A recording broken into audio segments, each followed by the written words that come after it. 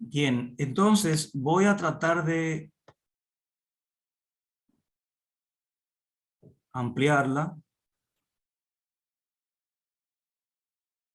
Me confirman cuando la podamos ver. Creo que ya está en línea. Sí, ya está, ya se ve. Perfecto, doctora Núñez. Pues la audiencia es suya. Bienvenida. Listo, gracias. Bueno, quien les habla, una servidora, Raquel Núñez. Tengo el tema de displasias esqueléticas, específicamente los tipos de displasias esqueléticas. Este tema es un tema muy extenso, bastante variado, así que fue un poco difícil tratar de condensarlo un poco con respecto a lo que es o lo que nos compete a nosotros, que es la parte de la ecografía y el diagnóstico prenatal.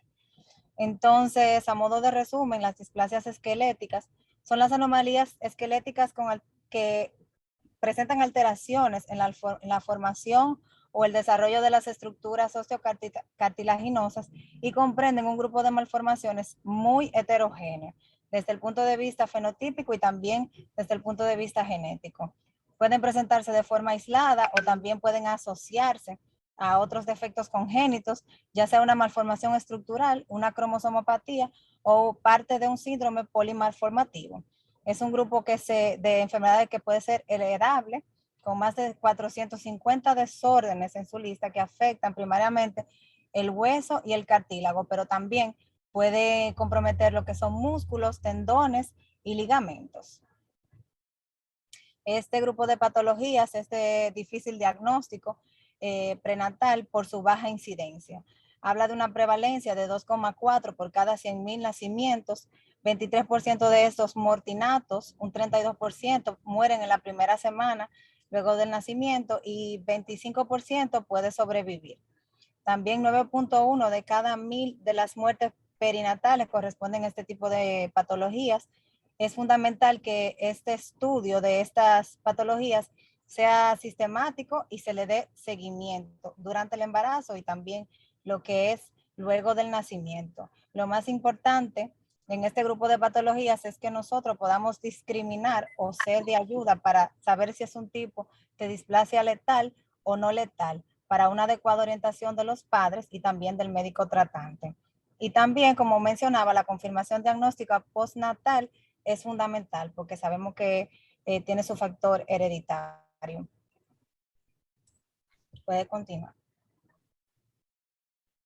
Entonces, este grupo de patologías, las displasias, pueden ocurrir a partir de o alterarse por parte de lo que es el crecimiento. Eso es cuando se ocasiona una normalidad en la forma y el tamaño del esqueleto del feto. También puede ser una alteración en el número, que puede haber un aumento del número de huesos, como también una disminución del número de huesos. Y también puede tener que ver con una disminución o un aumento en la actividad en el proceso de remodelación ósea y el depósito mineral en la formación de los huesos. Estos defectos óseos tenemos los principales, porque como les decía, son más de 450 alteraciones que podemos encontrar de este tipo, pero las principales son las que voy a mencionar. Tenemos las osteocondrodisplasias. Estos suelen aparecer de forma tardía, el diagnóstico de estos, y puede haber un compromiso esquelético generalizado. Entre estos tenemos la acondroplasia, que puede ser de dos tipos, homocigota y heterocigota. La homocigota es letal y la heterocigota es la más frecuente que podemos encontrar en las que son compatibles con la vida. También tenemos la displasia tanatofórica, que es la más frecuente de las letales. Tenemos la hipocondrodisplasia y tenemos también dentro de la condroplasia, van todas estas. La segunda que tenemos es la displasia con costillas cortas. Entre estas está el síndrome de costilla corta polidactilia, que es un síndrome letal, y también tenemos la displasia torácica asfixiante. Los de costilla corta son letales por la hipoplasia pulmonar y la afectación severa del sistema respiratorio. Sí. También tenemos las diastrofias, que ahí se encuentra la displasia diastrófica y la acondrogénesis tipo 1B.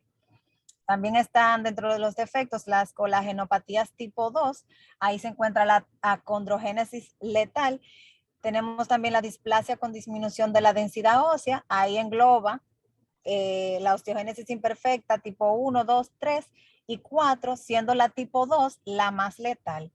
Y por último tenemos la disostosis genéticamente determinadas. Otra clasificación que tenemos de estas son, como bien decía anteriormente, entre letales y no letales. Las letales encabeza la lista la displasia tanatofórica, tenemos la acondrogénesis, la osteogénesis imperfecta tipo 2, la hipofosfatasia congénita, la condrodisplasia punctata, el síndrome de costillas cortas y polidactilia.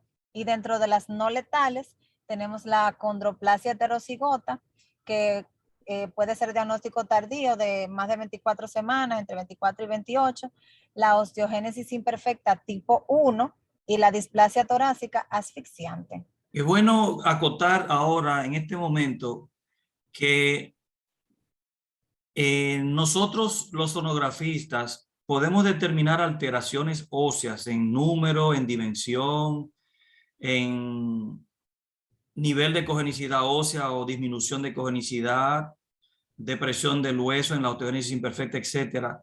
Pero al final el diagnóstico concluyente no lo tiene por sonografía, no lo podemos dar por sonografía, sino que mencionamos las alteraciones que encontramos. La sospecha puede describirse y sugerir estudios complementarios, como decía la doctora, que ayuden a concluir.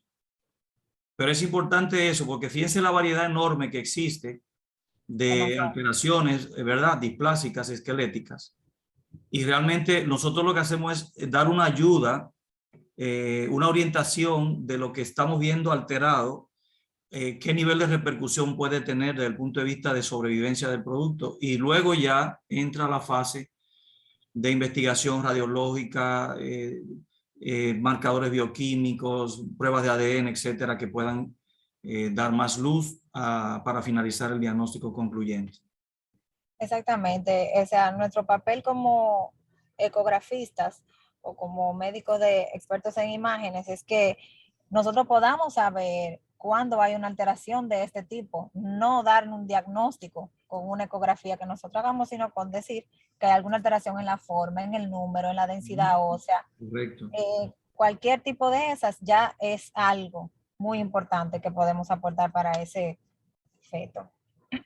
Entonces, 67% de todas las displasias más frecuentes en número de frecuencia, ahí están la condroplasia, la displasia tanatofórica, la osteogénesis imperfecta y la condrogénesis, sabiendo nosotros que la displasia tanatofórica es de las letales la más grave. La más grave. Entonces, como papel fundamental, tengo aquí en negrita, puse la ecografía, porque como decía el doctor, no solamente la ecografía, ahí está el análisis bioquímico y molecular, la amniocentesis, todo ese tipo de estudios, y también postnatal, nazca vivo o nazca muerto o muera después inmediatamente del parto. Es importante que ese bebé se estudie por su factor genético. Pero como decíamos, nosotros somos lo que aportamos en la parte de imágenes, la sospecha de que ese feto viene con una alteración. Entonces, aquí tengo el rol de la ecografía, es ese que nosotros debemos de analizar, lo que son los huesos largos, el cráneo, la cara, el tórax, la columna, manos y pies, líquido amniótico. Por lo general estas patologías se acompañan de polidramnios. Sí. También tenemos que los bebés que vemos con signos de hidrops fetal. Y dentro de esa evaluación de huesos largos, tenemos que especificar si están o no están presentes, la longitud, si tienen curvaturas o no, su mineralización, que puede tomarse en cuenta desde las 14 semanas de gestación. Lo más frecuente en el fémur es encontrar un fémur corto, que es lo que como más grosero podemos encontrar en la ecografía cuando vemos el fémur, un fémur corto con una longitud por debajo del percentil 5 para la edad gestacional o por debajo de la desviación estándar media para la edad gestacional correspondiente de ese feto. Tengo aquí que el pliegue nucal aumentado, encontrado en el primer trimestre, más una displasia esquelética, que como decía anteriormente, puede ser encontrada de forma tardía, después de las 24 semanas, forman un 85% de las formas letales de este tipo de patologías. O sea, es fundamental en el primer trimestre que sepamos o evaluemos ese pliegue nucal, porque quizá más adelante nos estaremos enfrentando a una patología que en ese momento no la estamos viendo manifiesta, pero podríamos dar una señal de alerta de que algo viene por ahí. Valorar hueso nasal y esas cosas. Todo eso. Entonces, tenemos aquí también otro, vamos a decir, otra clasificación de cómo podríamos... Y terminologías que debemos aprender, ¿verdad? Dentro del vocabulario de la morfológica. Otra clasificación de lo que son esos tipos de alteraciones o displasias. Tenemos la clasificación por el patrón de acortamiento. Aquí tenemos cuando hablamos de rizomelia o rizomélico, es cuando el acortamiento es a expensas de la porción proximal de la extremidad, o sea, de los huesos largos fémur y húmero. El mesomiélico es cuando ese acortamiento depende del segmento medial, que sería cúbito, radio, tibia y peroné. Si es acromiélico, hablamos de los segmentos distales, que son las manos y los pies. Y si es micromélico, es un acortamiento de todos los segmentos de la extremidad, o sea, global. Húmero corto, radio corto, y los deditos cortos, carpo corto, todo. Entonces, rizo es porción proximal, meso, porción media, Aquí, acro, distal. aquí. Y micro completo. Completo. Exacto. Hay que aprenderse esa variedad para poder utilizar en las descripciones. O por lo menos tener un chivito por ahí. Sí, claro. Entonces, trabaja con percentiles también. sí, son muy importantes las tablas, porque se toman mucho en cuenta. Por supuesto, sí, sí. Tenemos entonces estos datos que son para nosotros hablar de una sospecha de una displasia esquelética. Tenemos que tengamos una longitud del fémur por debajo del percentil 5, como mencioné, o por debajo de 2 desviaciones estándar para la edad gestacional. También una relación fémur-pie, todo eso con tabla, como decía la doctora, por debajo de 1, esa relación o ese índice. Y también una relación fémur y circunferencia abdominal por debajo de 0,16. Entonces, en esta tabla, se ve como con mucha letra, pero vamos a tratar de hacerlo lo más. Tengo las, como les decía. ¿Qué les parece si sacan una foto con el celular? Está interesante eso.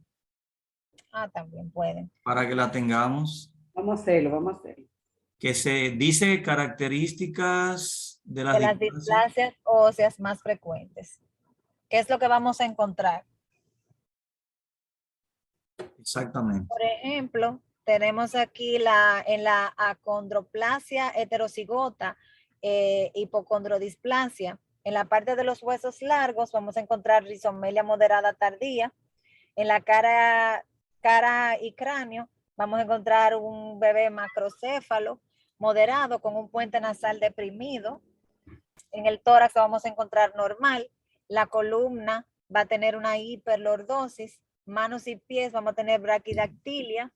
La braquidactilia es cuando se ve como así.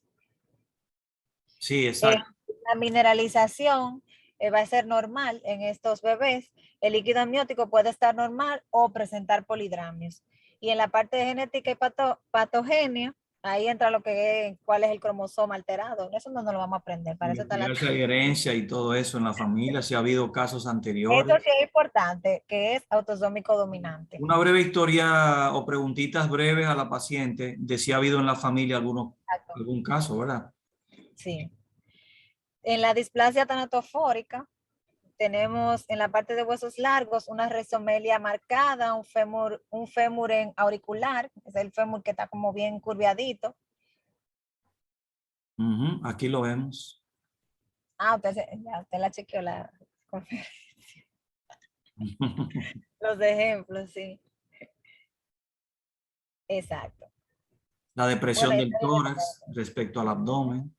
exacto. Se ve el tórax se ve como más abombadito de lo normal porque el abdomen, porque el tórax está pequeño. Ujú.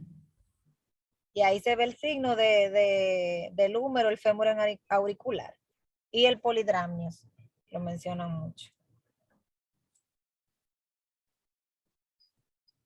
Aquí está la parte de la osteogénesis imperfecta, también tenemos la depresión del tórax, tenemos también depresión en la parte del cráneo, huesos angulados, el polidramnios. También vamos a encontrar mucha ventriculomegalia en Ujú. estos pacientitos.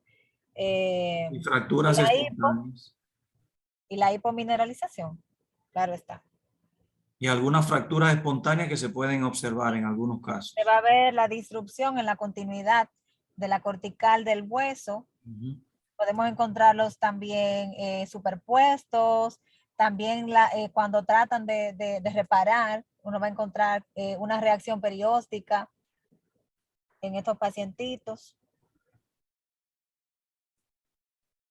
En la condrogénesis, aquí tenemos unas imágenes postnatal también por radiología.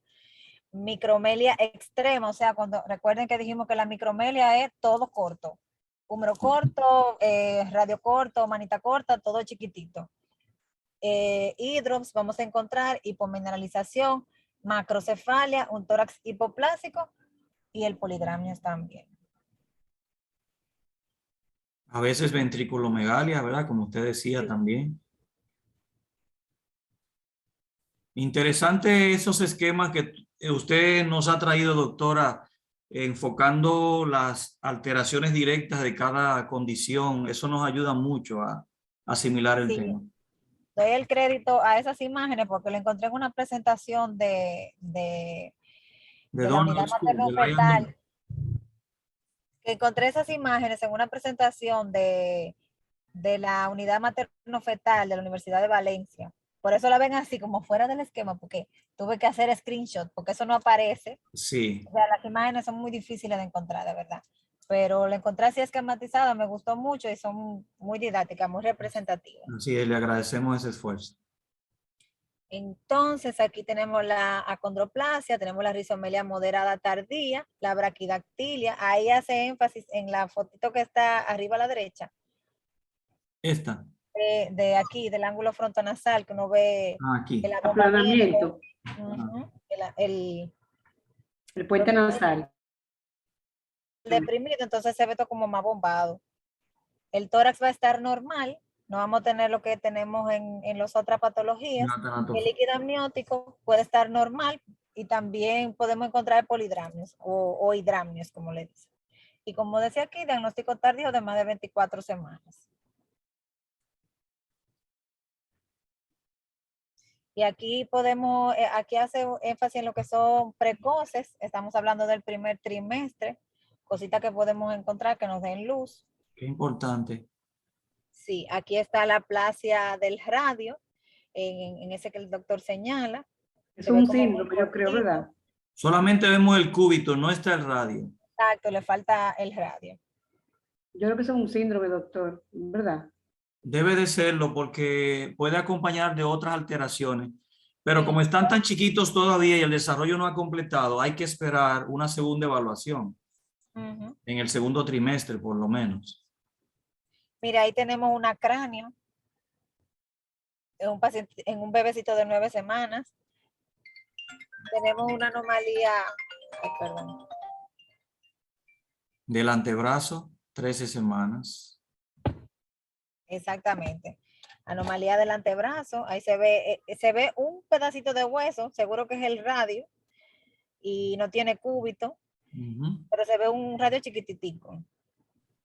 Tenemos la micrognatia, un mentón Para pequeño. saber qué es el radio, disculpe, ubíquenlo del lado del dedo pulgar. Este dedo coincide con el radio.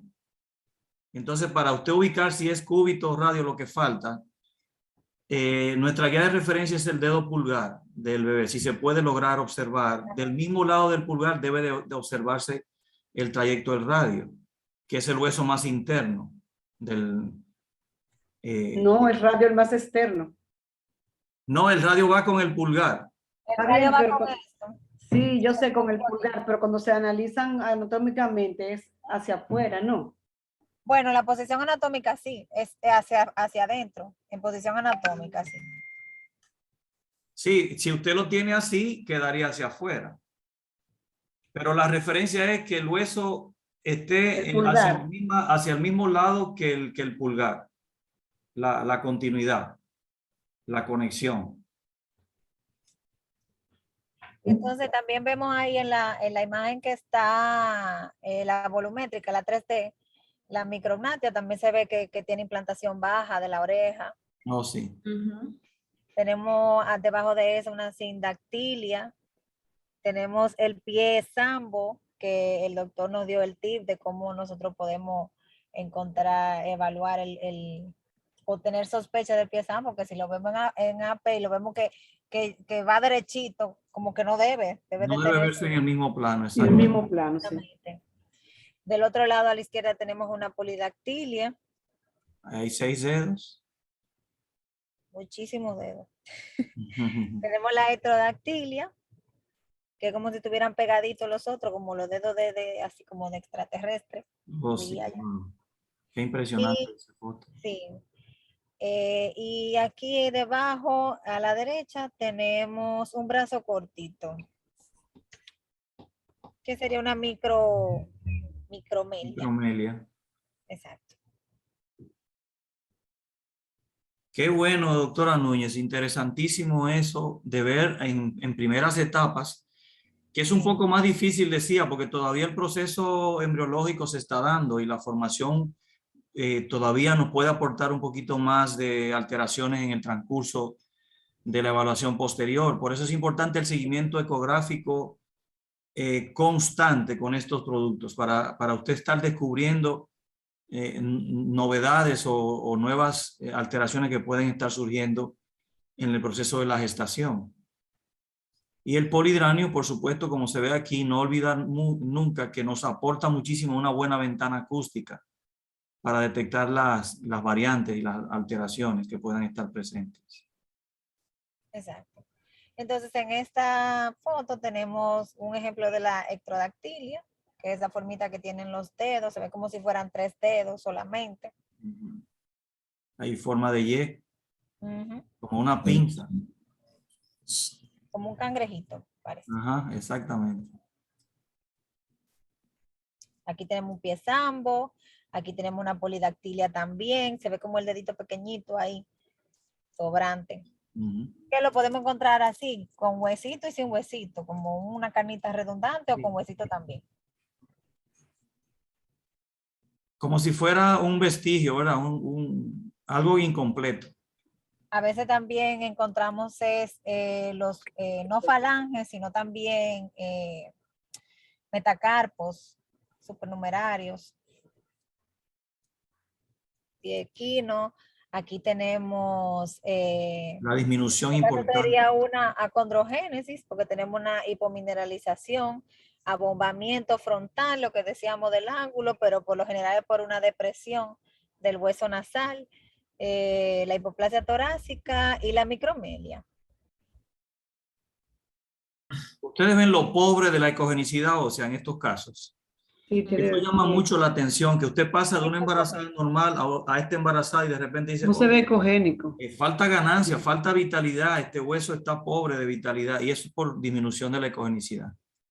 Y el tórax adopta como una formita en campana. Sí, correcto. Como una campanita. Como una falda, ¿verdad? Que las costillas se abren abajo y se estrechan arriba.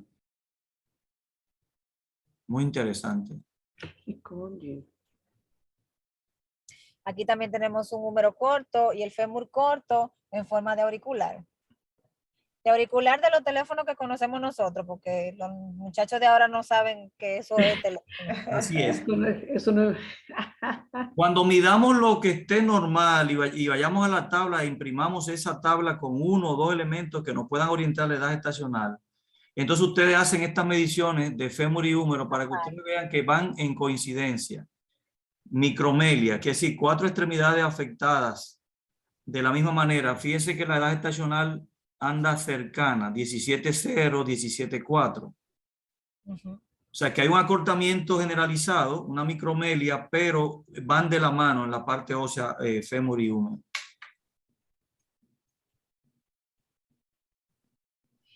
Aquí tenemos la comparación entre el abdomen y el tórax. Ujú. Que no hay una simetría. Uno por lo general encuentra un feto como ovalado así, completo. Un corte Y aquí se ve sagital como que- tóraco-abdominal. Ajá, se ve como un tórax pequeño y como un 8 parece, no sé. Yo me imagino la cosa. Eso se da mucho en la displasia tanatofórica. Hay que estar muy pendiente de la tanatofórica en esos casos. Sí. Aquí también tenemos la angulación del fémur. Por la fractura se ve no liso, como en auricular, sino roto. Se ve Exacto. con una punta. Ahí se pierde la ecogenicidad del trayecto óseo. Aquí tenemos el cráneo en trébol, acompañado de una ventriculomegalia también.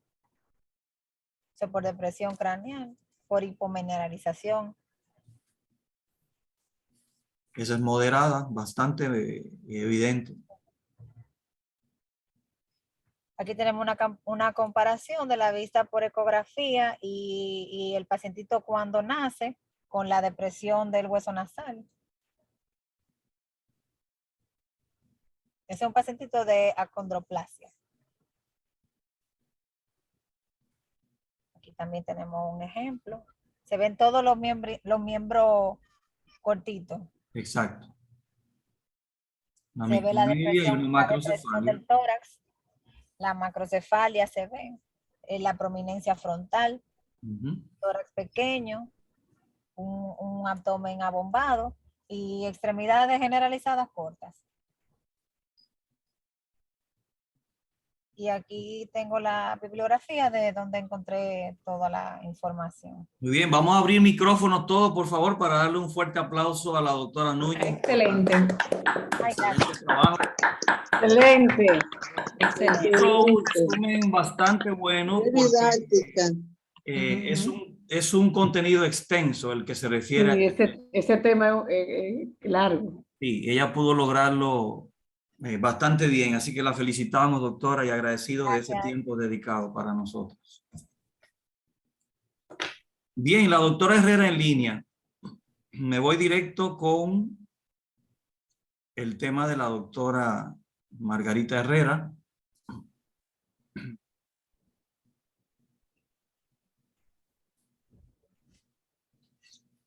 No sé si lo pueden ver todavía o debo de volver a compartir. Déjenme ver.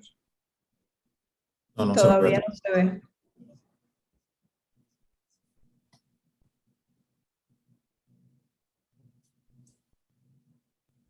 Ahora Ahora sí.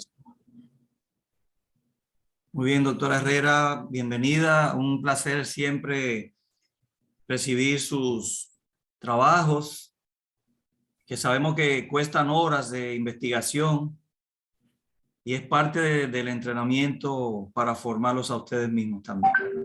Así que la audiencia es suya. Buenas noches a todos.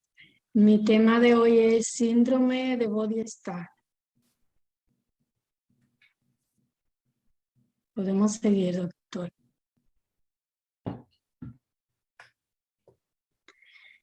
El síndrome de Body Star es también conocido como Lean Body Wall Complex.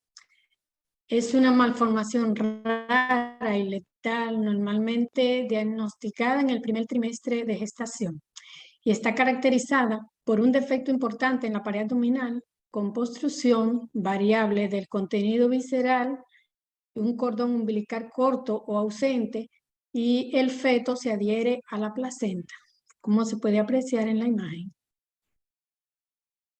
O sea que tenemos una imagen que como que no nos deja percibir la separación del embrión de la placenta. Están como De la placenta. unidos, ¿verdad? Como pegados. Sí.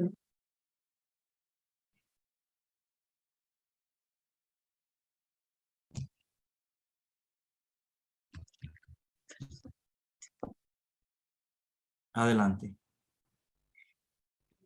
Suele estar asociada a otras deformidades como son la alteración de la columna vertebral, deformidades en las extremidades. Aquí vemos un pie bot y alteraciones craneofaciales. Y además alfa-fetoproteína elevada.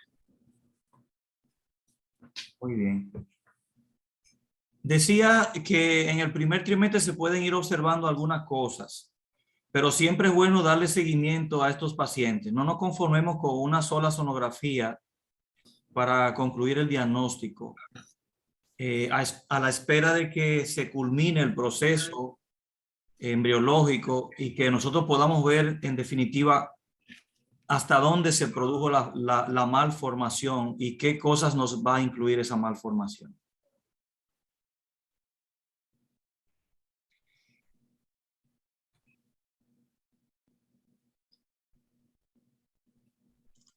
En la etiología tenemos que hay varias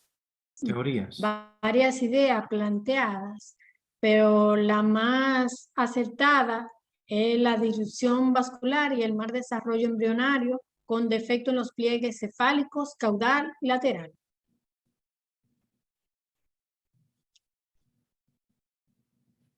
Tiene una prevalencia de un caso por cada 14.000 a 42.000 embarazos.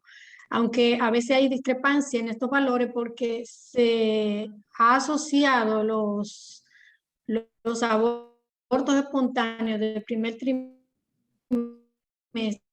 a esta malformación, pero que no han sido diagnosticados a tiempo. Okay. Pero qué bueno que es bastante rara, ¿verdad? Qué bueno que es bastante rara. Sí.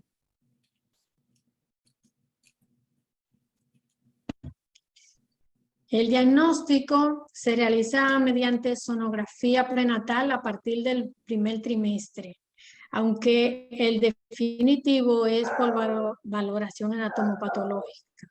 Los hallazgos sonográficos en lo que se basa este diagnóstico son en los defectos severos de la pared abdominal con aventración de órganos, como se ve en la ilustración de la imagen. Además, deformidades en las extremidades. Seguimos. La mejor toma que podemos hacer para determinar que hay un trastorno severo a nivel de abdomen y extremidades es la búsqueda del corte transversal del abdomen, que jamás la vamos a lograr totalmente normal, porque hay una eventración, ¿verdad? Hay una protrusión de órganos que deforman totalmente lo que uno quiere conseguir como un abdomen redondito y bonito. Por ahí comenzamos. También nos ayuda mucho en la gastrosquisis. O sea que el corte ideal para ese diagnóstico y el body stalk es el transversal del abdomen y subir un poco a tórax y luego bajar abdomen para darse cuenta de cuántas cosas podemos ver ahí.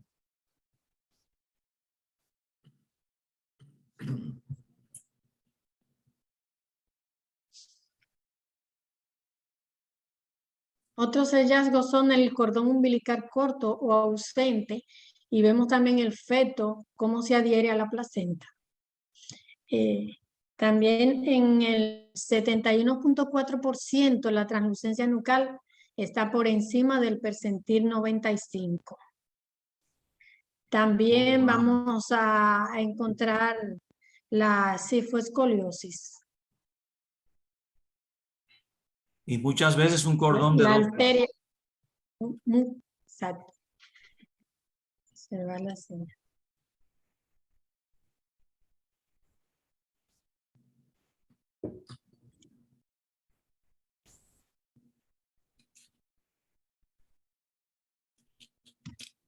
Aquí vemos también una ilustración de cómo la adentración de los órganos y de cómo se adhiere a la planta. Ahí vemos el hígado, el estómago, Y los intestinos. y los intestinos Están fuera del Son ambos prácticamente. fuera del año. Wow, qué terrible caso, ¿eh?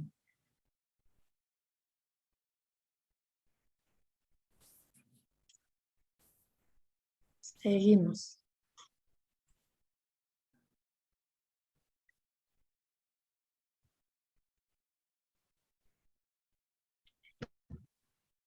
El diagnóstico diferencial, que tenemos que hacerlo con el onfaloceles, la gastroquisis, la pentalogía de Cantrell, estrofia vesical y el síndrome de la banda amniótica.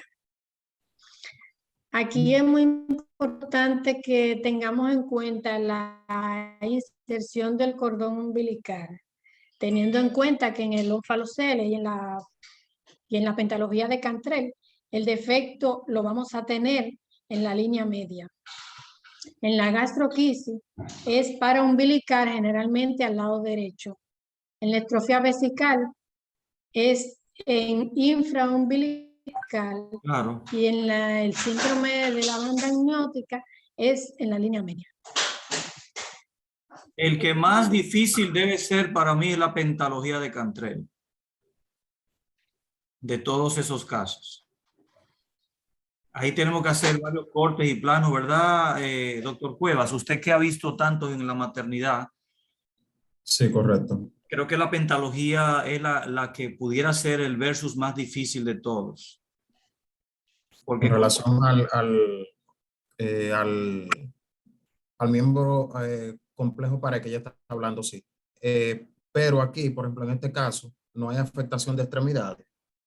Esa es parte del diagnóstico diferencial, entonces que contrarresta con el body complex que ella está hablando. Entonces sí hay afectación de aparte de todas esas afecciones de la pared anterolateral del abdomen, hay afectación de las extremidades. O sea, va de la mano con eso.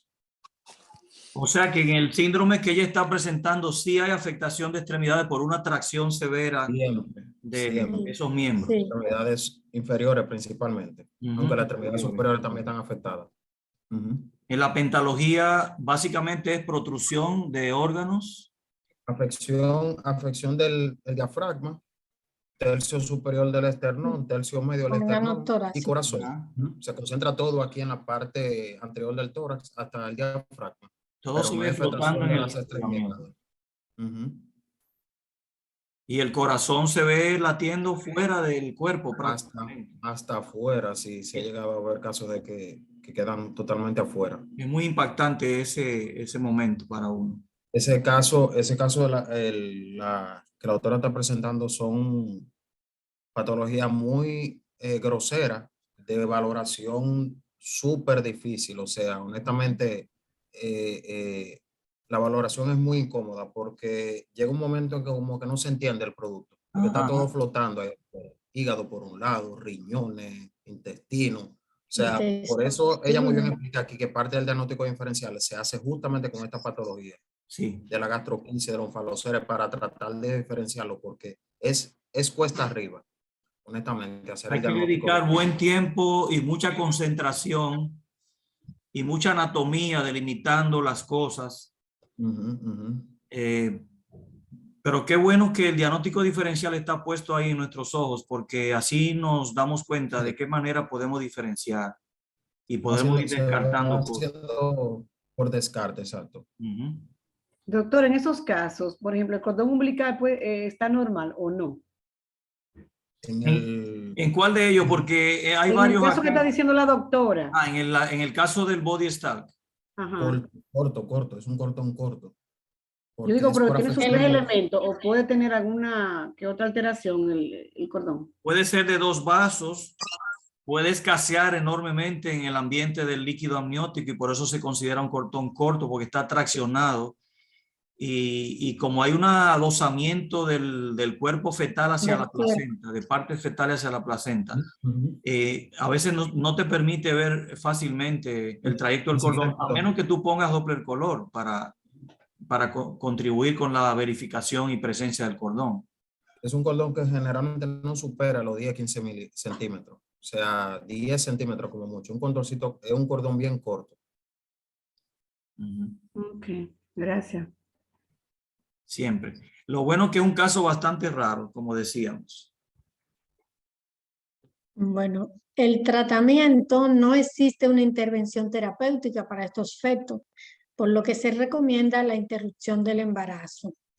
El pronóstico, como ya hemos hablado, es muy malo, con una mortalidad fetal intrauterina o al nacimiento.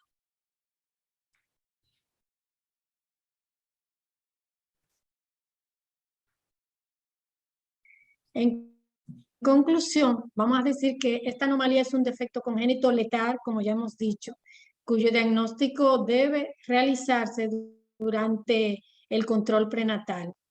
Dado que no existe ninguna intervención terapéutica exitosa para estos fetos y dado el mal pronóstico, es importante un preciso diagnóstico para poder brindar una adecuada consejería y un manejo psicológico a la madre y preparar un equipo multidisciplinario para la atención prenatal y del parto. Totalmente de acuerdo. Excelente conclusión. Yo estoy sorprendido, no porque haya... ¿qué les puedo yo decir? La belleza de las presentaciones de ustedes, lo organizado de los contenidos, lo breve y preciso para el enfoque que queremos tener, porque hablar de temas como esos nos podrían tomar horas, ¿verdad que sí? Y sin embargo, ustedes han sido capaces de resumirlo de manera tan profesional y tan clara, con imágenes que soportan bastante bien dicho contenido. Así que yo estoy gratamente satisfecho y contentísimo de veros a ustedes presentando esos temas tan sofisticados, ¿verdad? Tan raros, que puede que nos lleguen a algún momento de nuestras vidas, porque usted puede tener 30 años y no haber visto nunca quizá un onfalocele, pero hay otros que apenas tienen 6 meses y le llegó el onfalocele. Eso no tiene que ver con el tiempo que tenga usted laborando, trabajando para que le llegue una patología, sino la coincidencia de la vida, las circunstancias, el lugar de trabajo, el volumen o demanda de casos de obstetricia, etcétera. Eso hay muchas razones por las cuales podemos recibir o no un determinado caso. Lo más importante es repasar bien en esta conferencia la grabación, volver a ver todo de nuevo, estudiarlo con calma y asimilarlo plenamente, por si en algún momento nos toca, pues podamos aperturar una buena consejería para una buena toma de decisión de parte de los tetras. También quiero que hablamos los micrófonos para darle un fuerte aplauso a la doctora Herrera, por favor. Felicidades, doctora. Este trabajo. Gracias. Es un trabajo que se puede utilizar, usted puede utilizarlo para publicar o también para una conferencia magistral. Me luce muy interesante, al igual que el de la doctora Núñez. Gracias. Siempre, un placer. Bueno, yo ahora quiero decirles que a mí me gustaría que, si fuese posible, hacer un esfuerzo de la mayoría de nosotros, que somos en total unos 19 colegas, incluyendo al doctor Lisandro y un servidor, al doctor Cuevas y un servidor, que pudiésemos hacer un esfuerzo de hacer un encuentro científico-social con los temas que todavía nos quedan por presentar, de las doctoras que están pendientes. Aprovechar ese día para presentarlos, también llevar un par de casos, 3, 4, 5 casos si es posible, de malformaciones que podamos compartir con 2 o 3 equipos allá en el edificio, y finalmente terminar el día con un almuerzo entre nosotros compartido. ¿Qué les parece esa idea? Para cerrar con broche de oro este programa. Súper. Me parece muy bien, pero solo sería un solo día. Pero presencial allá. Y sería presencial. A mí me gustaría que fuese, por ejemplo, sábado, reunirnos a las 9:30, 10 de la mañana. Podría ser, por ejemplo. Claro. Hacer las conferencias, luego pasar al seminario taller con los pacientes a eso de las 11:30, más o menos, 11, 11:30. Y después que terminemos los casos, pues terminamos con un almuerzo compartido entre nosotros. Muy bien, muy bien. 100%. Está bien. Excelente. Esa sería la Doctor, idea. una pregunta. Aunque terminemos la teoría, ¿podemos continuar yendo a practicar con usted cuando usted se reintegra al hospital? Totalmente que sí, totalmente que sí. Yo estoy a partir de mañana nuevamente en el Hospital de la Mujer. El doctor Cuevas creo que ya se ha integrado a su labor. Sí, me entregué el día de hoy, justamente. Vamos Y a con hacer... usted, doctor Cueva, con usted se puede ir a practicar. A la maternidad, no. ¿Y dónde? Estoy coordinando de que sea en Cediza, ¿En cuál sucursal? en las Américas, porque en Ahí la es que de está la Gascue, doctora Pian Espinal. no, la otra espinal es en Incosec, la que está en la sucursal de la Tiradentes. Ok. Bueno, Uy. me queda muy lejos esa de las Américas. Bueno, Mabel, pero saca un día, no tiene que ir todos los días. No, Sí, doctor, ya. ¿sabes dónde yo vivo casi en el peaje del Cibao. Ya. Lo que pasa con el hospital de la maternidad de Altagracia es que primero que existe una escuela que creo que hace rotaciones allá y la jefa del departamento también es una doctora que maneja grupos, entonces no nos es posible invitarlos a ese lugar, lamentablemente. Pero sí podemos contactar casos, por ejemplo, tanto del Hospital de la Mujer como de la Altagracia y otras maternidades que puede estar en Santiago también, para que se puedan reunir casos de patología y compartirlo entre nosotros. Bien, esta noche vamos a terminar con aparato reproductor, las alteraciones o dismorfismos sexuales que se pueden encontrar en algunos casos particulares. Ustedes saben que el tema del sexo en las dominicanas es una prioridad para ellas, no para nosotros. Pero para tú cuidar tu prestigio, tu reputación, tiene que tener un pleno dominio del manejo de la detección del sexo o la confirmación, porque cuando ellas salen de ahí, ese doctor no sabe nada, ni siquiera el sexo me dijo. Son en ese sentido muy exigentes. Y nosotros tenemos que ser maestros de la identificación del sexo. Para hablar un poquito de la parte embriológica, nos acordamos que las gónadas proceden del mesotelio, el mesénquima subyacente y las células germinales primitivas. Si todo eso se da embriológicamente adecuado y perfecto, pues puede haber una buena diferenciación sexual que generalmente ocurre después de la séptima, octava semana.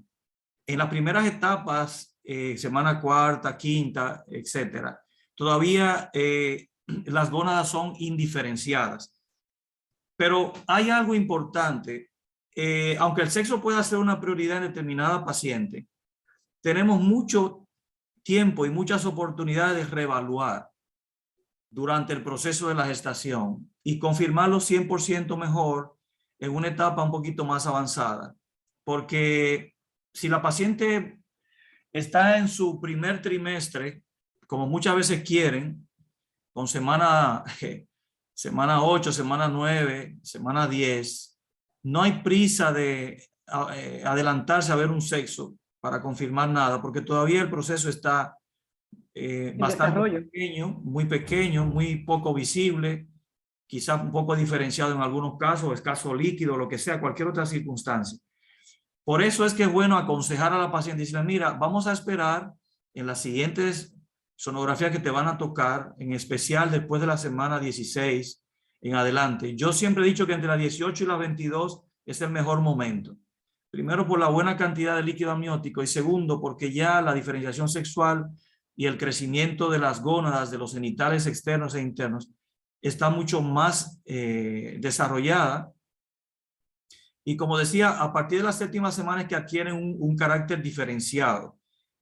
hasta ese momento no es bueno adelantarse a nada, sino esperar el desarrollo que se va dando en esa etapa con una pequeña eminencia longitudinal sobre la superficie de la cavidad celómica, como dice acá, y que se va determinando en una dirección y medialmente a cada lado del mesenterio dorsal.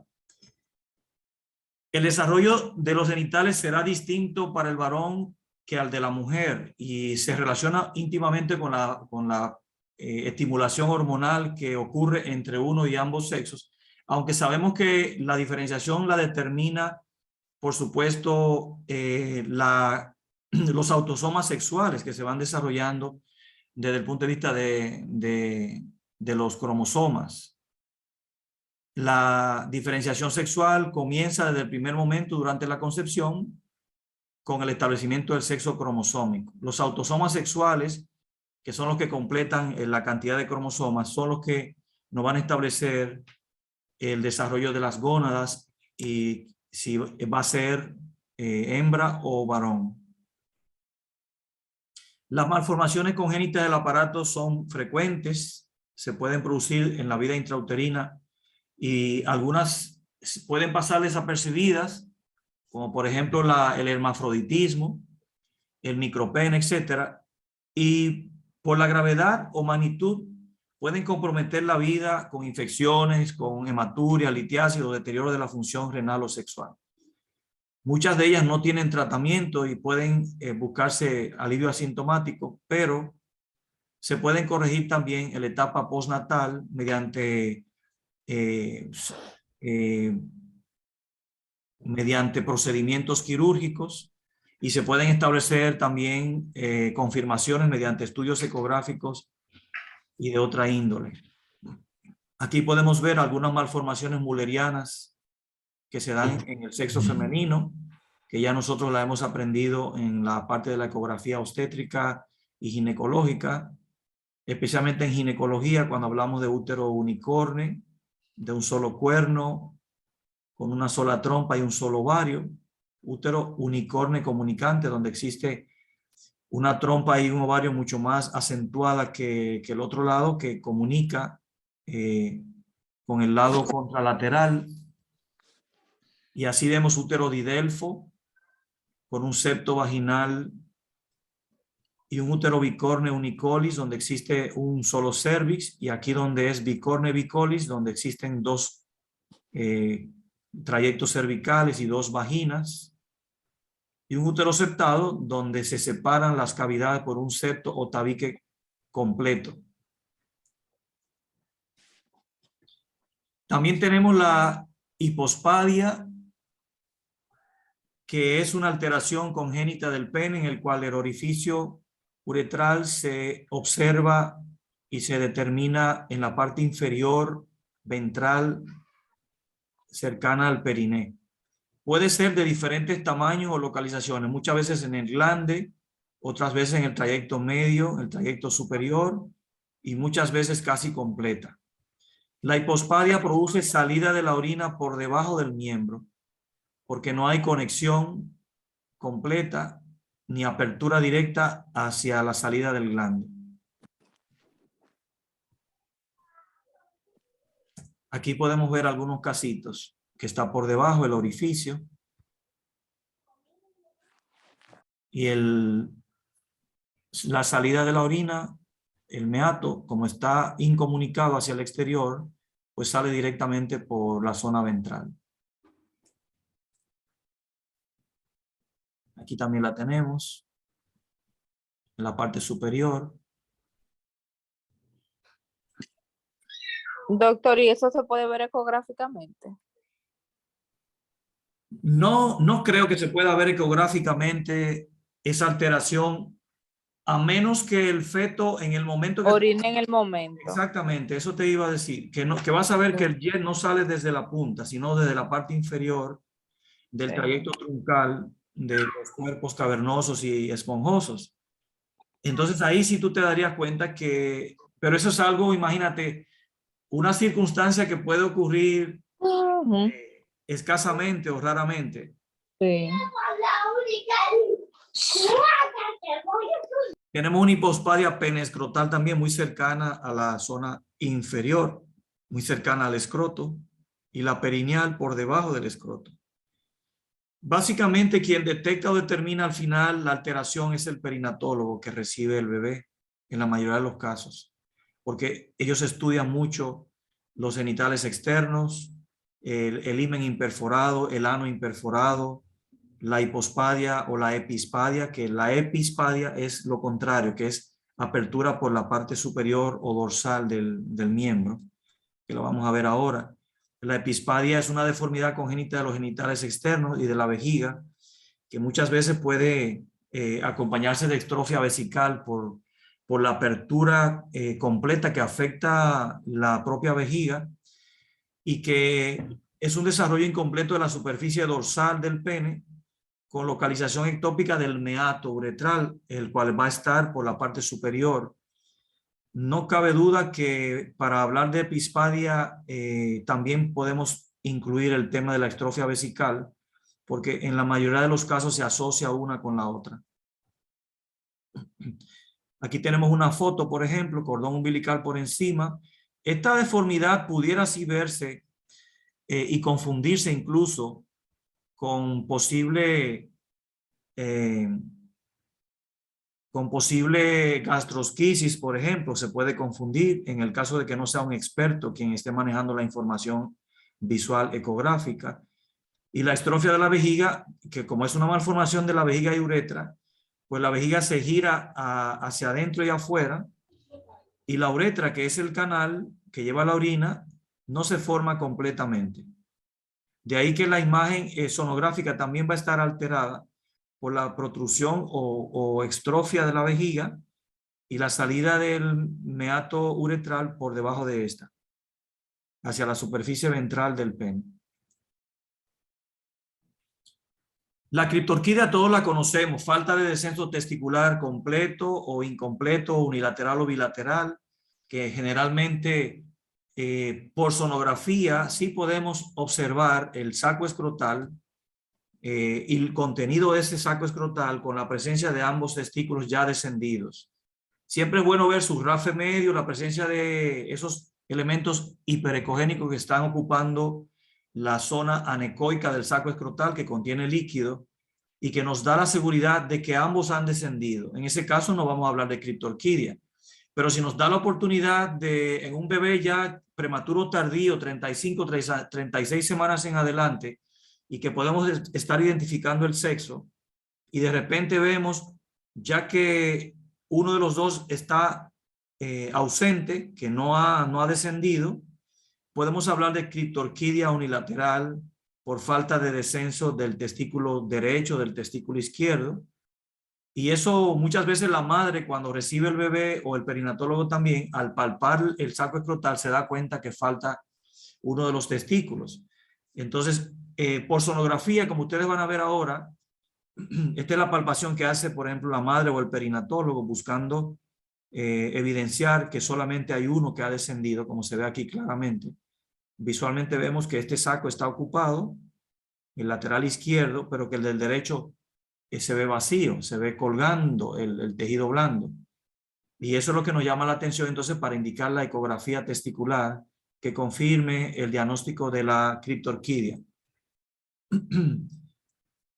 Creo que tenía imágenes, pero no la tenemos ahí. La imagen que quería proyectar era aquella que obtenemos cuando nos llama la atención la gran cantidad de líquido que podamos encontrar en uno de los sacos escrotales. Cuando hablamos de el hidrocele fisiológico que se produce por el descenso mismo de los testículos que arrastra líquido peritoneal, y ese líquido peritoneal, por ser un descenso reciente, se puede ver muy evidente, muy aumentado en el momento de la sonografía, pero solamente le mencionamos a la madre que eso es algo fisiológico por el descenso propio del testículo a través del canal inguinal, y eso arrastra líquido peritoneal hacia el escroto, que luego poco a poco se va a ir reabsorbiendo y ya automáticamente se puede poner totalmente normal en la condición del saco escrotal.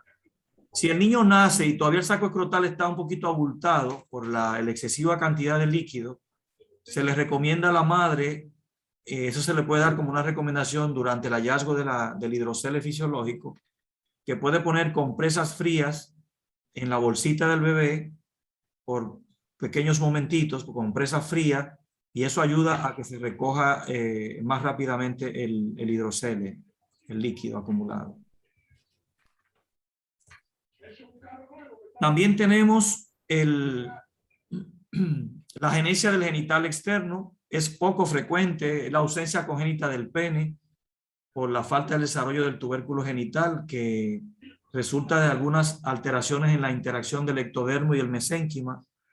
Por lo general, esa uretra se abre hacia el periné en la proximidad del ano, muy cercana, y puede producir muchas alteraciones infecciosas por la manipulación y la cercanía que existe entre el meato uretral, la ausencia del pene y la proximidad del ano o del recto. Así que esos niños hay que cuidarlos mucho con la limpieza y con el manejo aséptico que debe de tener la madre y cualquier persona que los ayude a higienizar, para que no contraigan infecciones recurrentes y terminen incluso hasta en fístulas. Los testículos y escroto de estos pacientes son normales.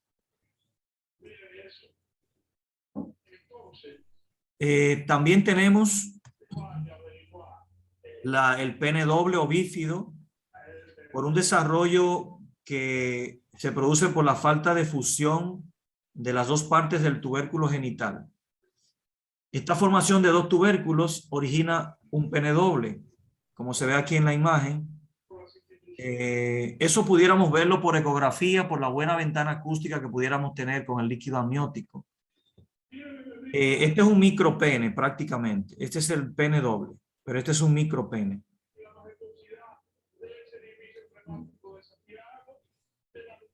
Aquí lo vemos, tiene un tamaño muy pequeño, está oculto por la grasa suprapúbica, que lo retrae bastante, y es el resultado del poco estímulo androgénico insuficiente para el crecimiento de los genitales externos, y habitualmente es causado por hipogonadismo primario o por difusión hipotalámica. Esos pacientes se someten a procedimientos de alargamiento mecánico con la ayuda del urólogo, tratando de manejar la situación y lograr algún poquito de crecimiento, ya que generalmente son elementos menores de 2.5 centímetros. El hidrocele, como habíamos comentado, se puede ver por ecografía bastante claro, y eso nos ayuda incluso a crear una buena ventana que nos permita excluir o descartar la criptorquidia. La criptorquidia, gracias doctora. La criptorquidia. Aquí se ve claramente la presencia de ambos testículos. A veces predomina más cantidad de líquido en un saco escrotal que en otro, en un lado que el otro. Pero siempre es bueno señalarlo y comunicarle a la madre por si su bebé nace con la bolsita un poquito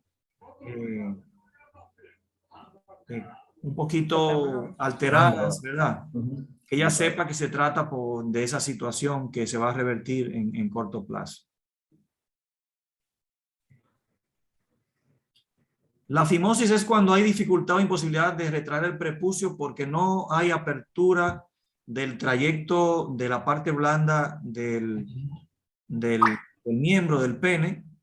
Hay fimosis y parafimosis. Para eso los pediatras ejecutan una serie de procedimientos de retracción brusca de esa zona blanda del miembro para que se pueda producir la apertura total y la salida libre de la orina.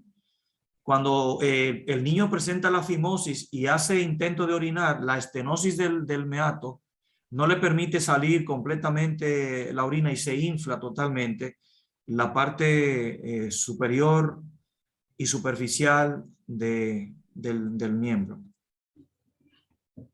Fíjense que está muy estrecha, muy estenótica, y estos niños sangran mucho, incluso cuando se produce la tracción del pediatra. Eso es muy doloroso, produce mucho sangrado, pero es un mecanismo necesario para poder romper y aperturar la salida de la orina, y así se evitan las infecciones también de esos niños.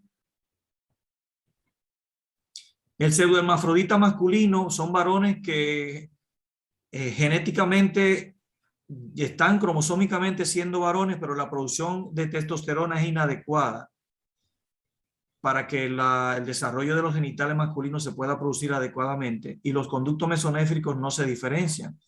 Por eso los testículos no descienden y pueden haber grados de persistencia del conducto. Los genitales externos y la identidad del género nos puede hacer aparentar un sexo diferente, pero al final ellos son constitutivamente, genéticamente hombres. Aquí vemos una alteración también de la salida del meato urinario en el periné. En el síndrome contrario de feminización testicular hay una insensibilidad a los andrógenos. Estas personas afectadas por este síndrome son varones desde el punto de vista genético, 46XY, pero tienen testículos internos y tienen una apariencia fenotípicamente femenina, con ginecomastia y alteraciones físicas que los hacen aparentar mujer, y a menudo se descubre la alteración cuando buscan ayuda para el tratamiento por la menorrea, y entonces se le hacen estudios de investigación y se determinan que son personas varones internamente hablando, y esto es causado por una mutación del cromosoma X. La testosterona no puede actuar sobre los tejidos adecuados, y por lo general el útero y los 2/3 superiores de la vagina están ausentes. Quiere decir que lo que ellos forman es un fondo de saco ciego que simula una vagina, pero al final son genotípicamente masculinos. Aquí tenemos algunas imágenes de genitales externos cuando el bebé se puede estudiar de manera normal. Aquí tenemos un masculino, la imagen de la tortuga donde se ve la bolsita con el miembro, y la vulva en el caso del sexo femenino, donde se ven los labios mayores y el clítoris como si fuera un granito de café, ¿verdad? Que es lo que determina el sexo femenino normal. Por ecografía tridimensional o 4D podemos también hacer ajustes y determinar ciertamente que se trata de determinado sexo, en este caso una hembra. Y muchas veces nos tocará en algún momento ver algo indiferenciado, una anormalidad que finalmente no nos deja determinar de qué se trata, en forma de tulipán, que nos habla de una alteración de genitales externos indeterminada, que no nos permite descifrar si se trata de un sexo masculino o femenino. Aquí lo podemos ver por ecografía 4D, tridimensional, un abultamiento importante con elementos que simulan los labios de la vulva por los laterales, y por otro lado unos elementos o estructuras que parecen ser como si fueran el saco escrotal también. Por eso la confusión misma de la alteración importante de los genitales, que no nos permiten, es una ambigüedad de los genitales externos. Aquí se puede ver donde hay también acortamiento de extremidades, especialmente de la parte más proximal.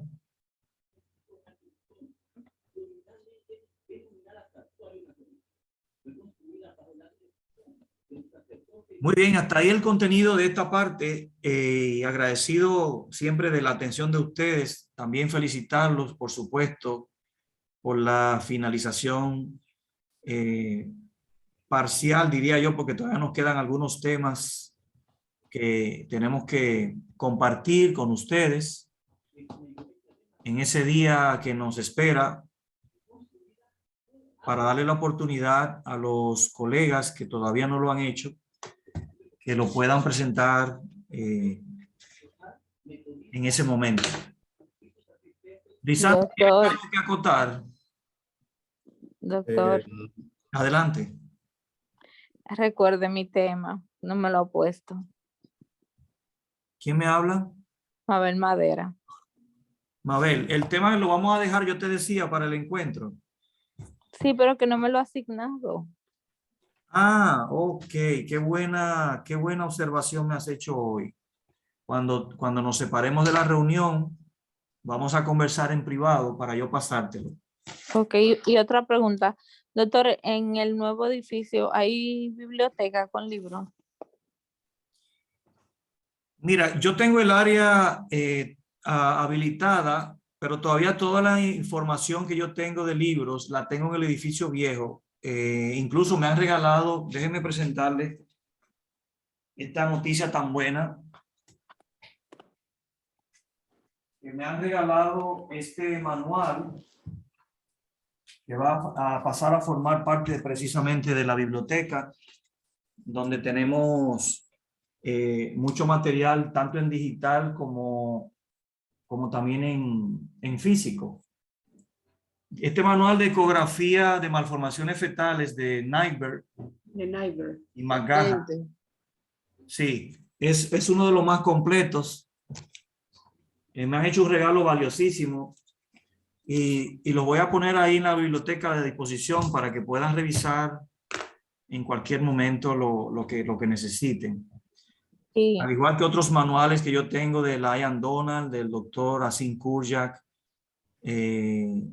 y otros libros que aunque algunos son en inglés, pueden aportar información para cualquiera de ustedes también. Y la fecha del encuentro, ¿usted dijo cuándo era? A mí me gustaría que fuera este sábado que viene, a mí particularmente. Me gustaría que hiciéramos el esfuerzo. ¿Qué dice Cueva, si es posible?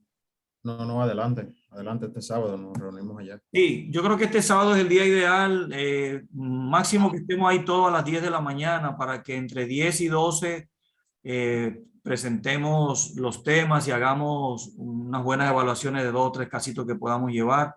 Vamos a agradecerle a cualquiera de ustedes que durante la semana, si capturan algún caso en particular, aunque sea del interior, podemos pagarle el pasaje de vuelta, no importa. Lo importante es que compartamos algunos casos de patología. Prácticamente lo que nos interesa es que ustedes puedan revisar patología junto con nosotros y colocar 2 o 3 equipos para que podamos también simultáneamente en el mismo salón tener un par de revisiones simultáneas. Doctor, alguien está diciendo que trabaja los sábados y no puede asistir. Ah, ok. Déjame ver. Odette. Yo pienso, doctor, que tal vez si lo postergamos para el siguiente sábado, tal vez podamos todos arreglarnos y pedir ciertos permisos a los que trabajan. En el caso de Odette, pero Odette, ¿tú puedes pagarle a alguien que te cubra esa mañana, mi reina? Ella está en línea. Sí, ella está ahí. Lo que pasa es que ella siempre va a estar trabajando los sábados, porque mira, ve Rodríguez para que te Que sacrifique y le pague a alguien que le cubra ese día. Que yo creo que la mayoría de nosotros podemos estar. Sí. Bueno, ojalá lleguen algunos casitos para poder aprovecharlos también. Claro, esa es la idea, que podamos ver, que tengamos un encuentro científico en su gran mayoría de compartir los casos que nos quedan y también ejecutar procedimientos de evaluación de patologías. Hoy es lunes, está comenzando la semana, tenemos suficiente tiempo para lograr conseguir unos 3 o 4 casos. Incluso Odette ha tenido algunos casitos en su centro también.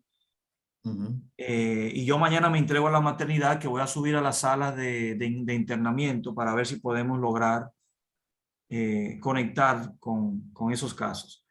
Lo estaremos informando en el grupo para que estemos preparados. Y si no se logra, por supuesto, pues nos tendríamos que posponer para el siguiente de arriba.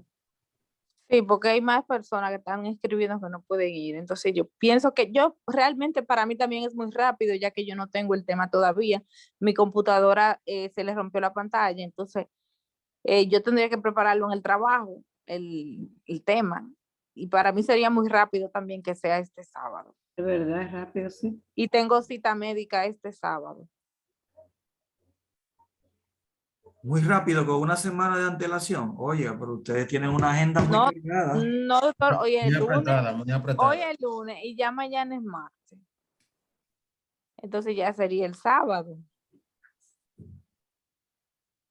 Bueno, a mí lo que me preocupa es que este programa ya tiene prácticamente 4 meses y todavía hay algunos temas por presentar. Esa es la preocupación que yo tengo. Todavía nos quedan probablemente algunos 5 o 6 temas por presentar ese Sí. día.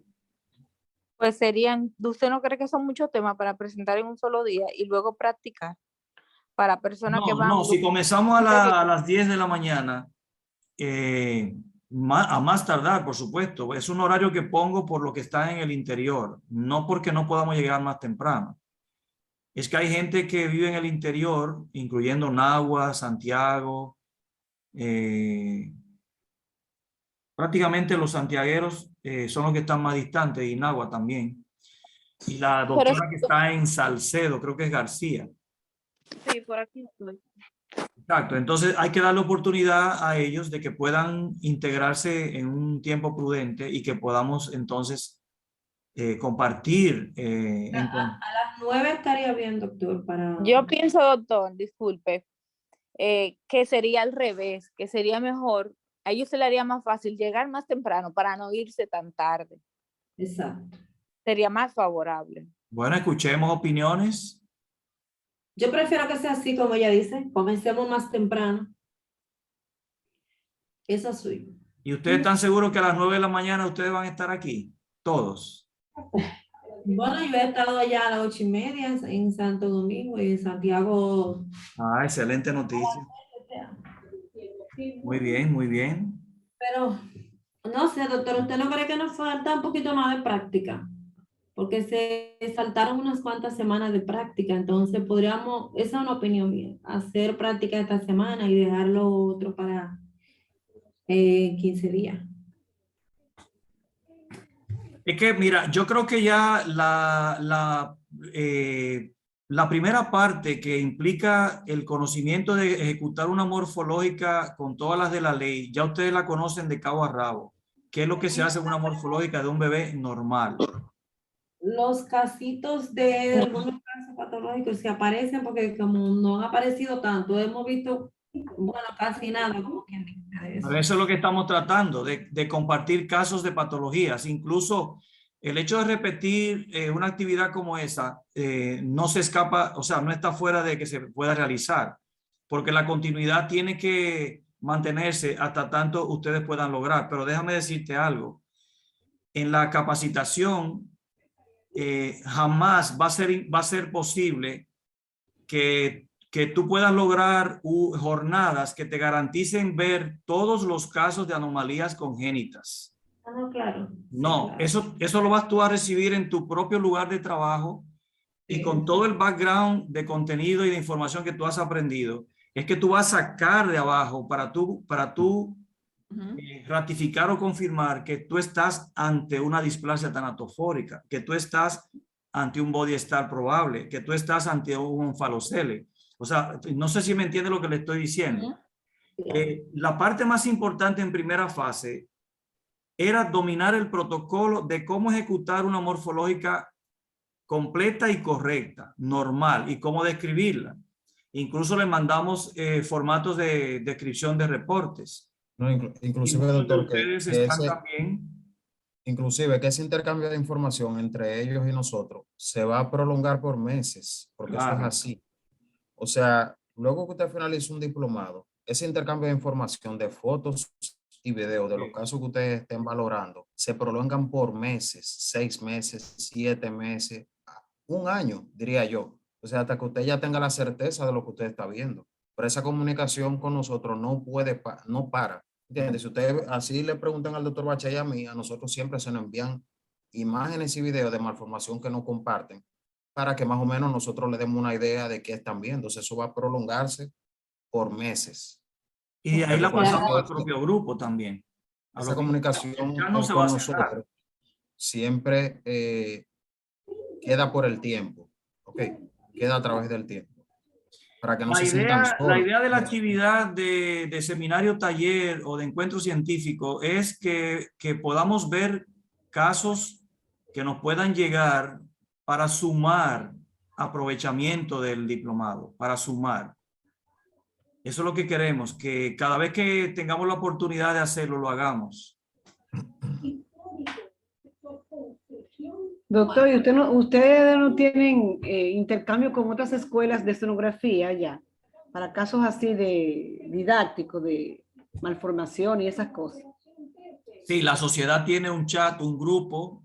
El INCIMED tiene otro grupo donde se han publicado muchísimas cosas. Incluso hay varios grupos de morfológica. Yo le decía a ustedes que dentro de los grupos de morfológica que se tienen formados desde hace años, en el archivo y enlaces de esos grupos existen cientos y cientos de material de información valiosa que se puede transferir, Lisandro.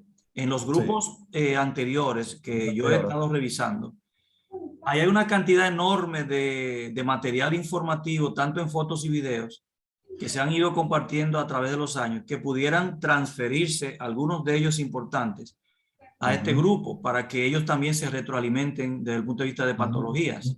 Correcto. Y de anomalías. Eso podría ser posible para sumar muchísimo a la enseñanza y aprendizaje de ellos mismos también. Pero vuelvo y repito, en el día a día es que uno va a ir recibiendo los casos y poniéndose a prueba en su capacidad de detectar.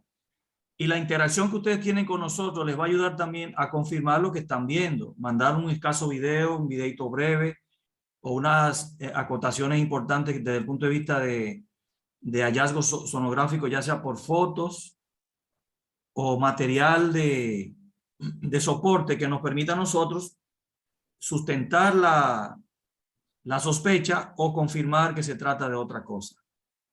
Sí. Pero yo entiendo que hay que hacer un esfuerzo de ver si podemos lograr en esta semana de revisar y ver si podemos lograr algunos casos y compartirlos.